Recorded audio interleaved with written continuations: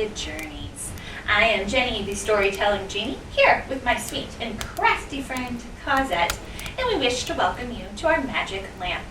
Today, Cosette has a very special story picked out for us. I tend to like it a lot because it's a story in a story in a story in a story. Am I confusing you yet? I know, it sounds a little confusing, but it's going to make sense in just a few moments, I promise, because you know what? We're ready to go. Are you ready? All right, let's do it together. Rub our hands together and say, I wish to go on an enchanted journey, and away we go!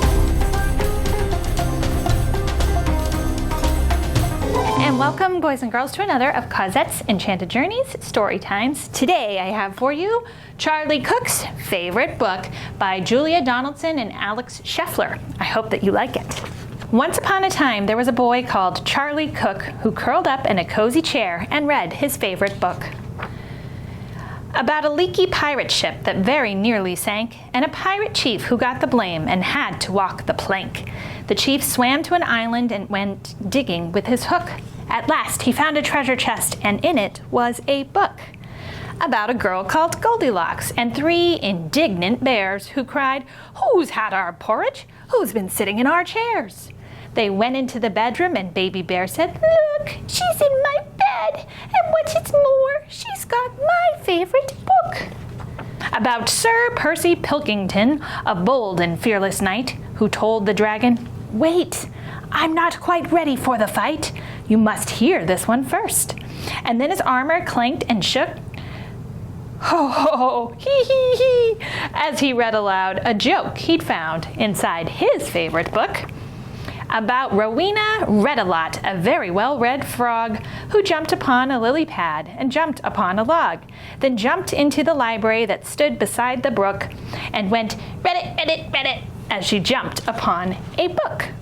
About an oak tree full of birds. Each bird had built a nest, and they had a competition to decide which one was best.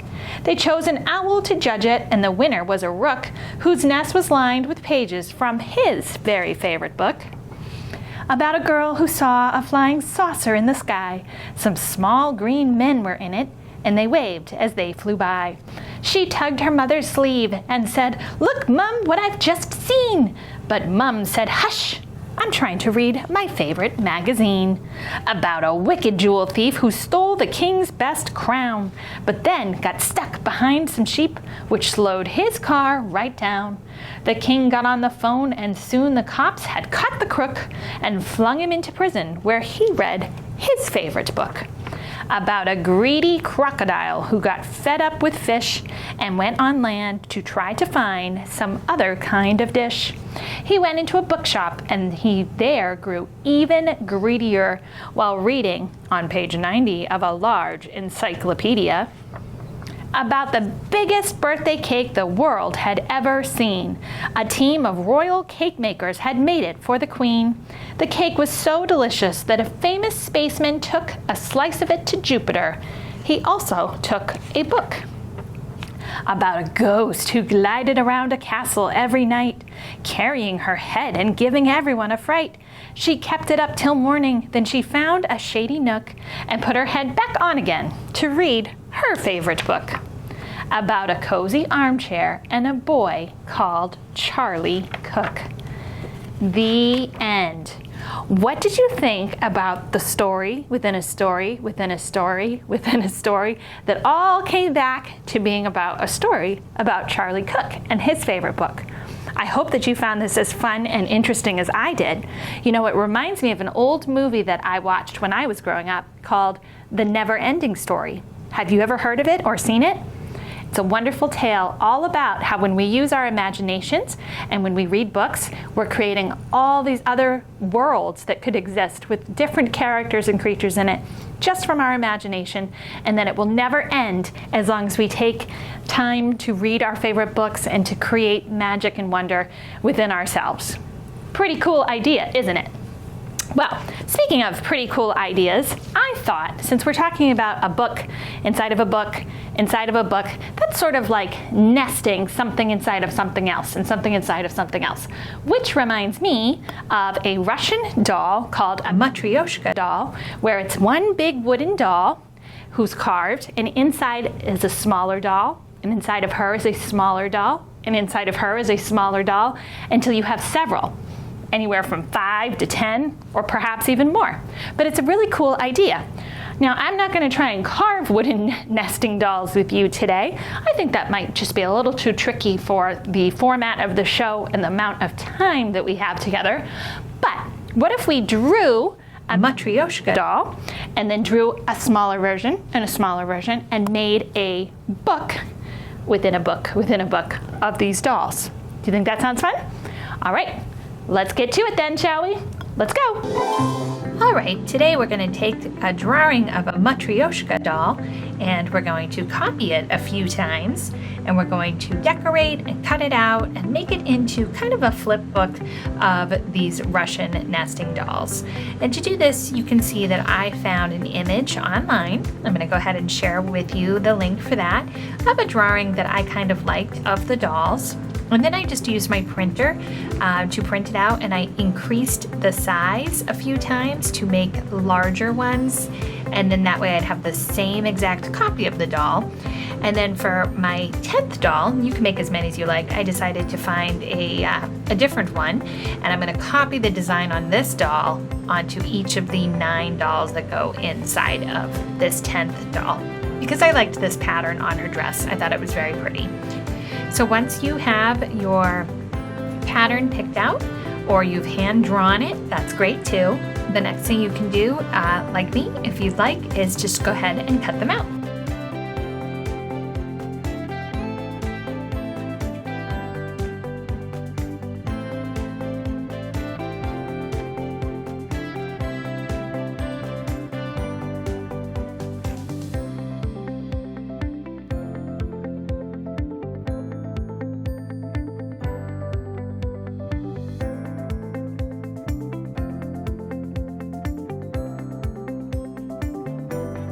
When you have selected your matryoshka doll pattern and have decided on how many dolls you would like to nest within another doll, and you have cut them out, the next thing you can do is just kind of line them up and make sure they're all going to kind of sit inside of each other. You can see I have 10 dolls here, and I'm just making sure that the littlest doll kind of sits behind the biggest doll, and so on and so forth.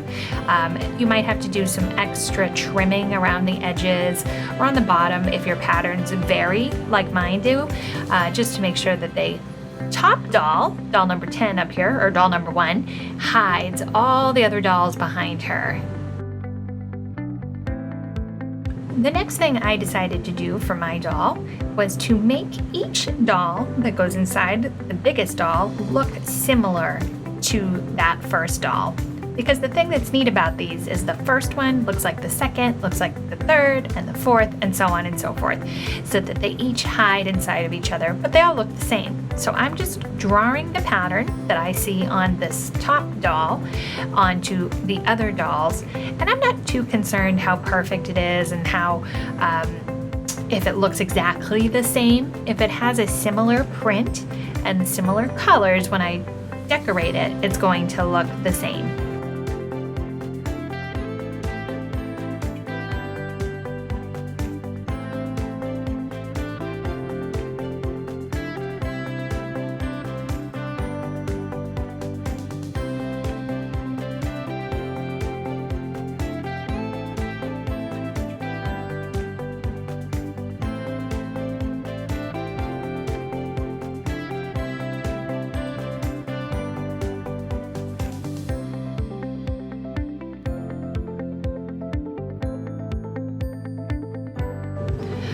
Once you have finished drawing on each of your dolls or picking a pattern, you can go ahead and begin decorating.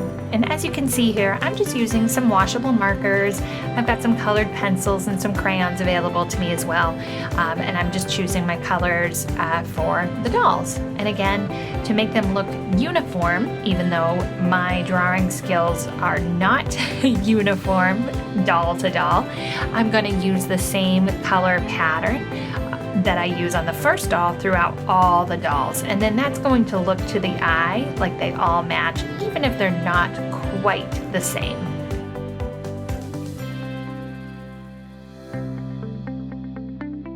And And as you can see, Major Birdie came to pay me a visit and make sure I was doing a good job with my project.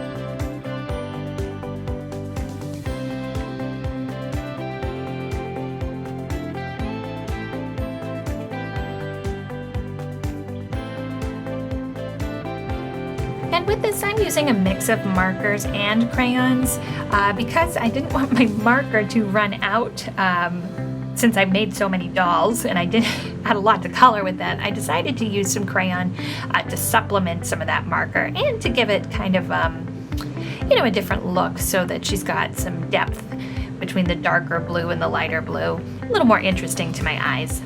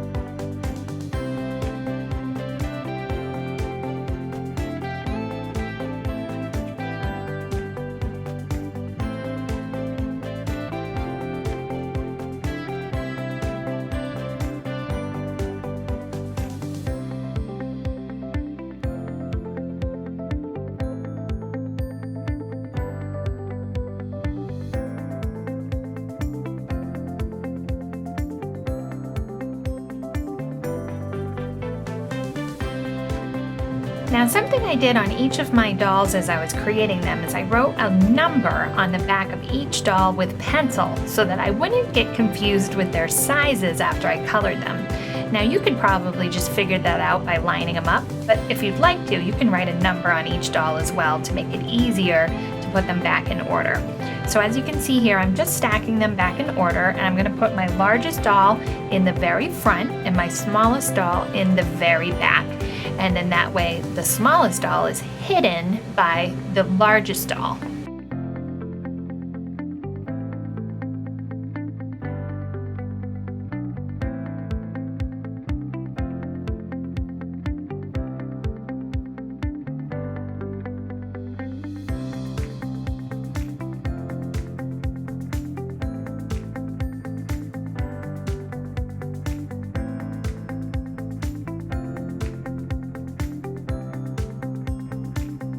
Once you have all your dolls lined up, you can take a hole punch like I'm doing here and punch a hole in through all of the dolls, and then use a fastener. I've got some right here, and we're going to secure the dolls together as a group by inserting our fastener from front to back. And then you'll see you kind of have a sliding book, I guess if more than a flip book, but the dolls will sit one inside of another, inside of another, inside of another, and so on until you get all the way to your smallest doll, whatever number you made. And that's a lot of fun. The other thing you could do with this is on the inside of each one of these, you could write a story, put another picture, have something nesting through progressing through each of these dolls as well. That choice is entirely up to you, however you like it. I missed some white here on this doll, so I'm just gonna go ahead and use some marker and color here in on the edges a little bit. And then I think I'll be just about done.